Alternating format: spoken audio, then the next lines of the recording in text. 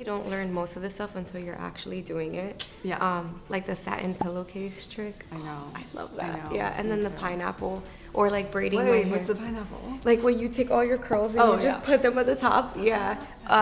Or like I'll braid it before I go to bed. That's why my hair is in braids now. It just like eliminates the detangling process. Okay, I have a question for you because you know more than I do, I think, about curls. Which is, like, do you brush your hair, and if so, when? Like, we have different textures, obviously. Yeah. I don't brush my hair, but I noticed that, like, if I comb it while it's dry before I wash it, that works for me. Like, what works for you and your hair?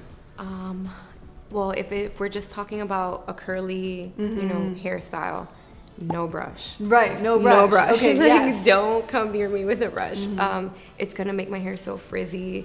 It's gonna make it shrink too. So my favorite tool is my fingers. Like, if I can't like work through my hair and detangle with my fingers, then something's wrong.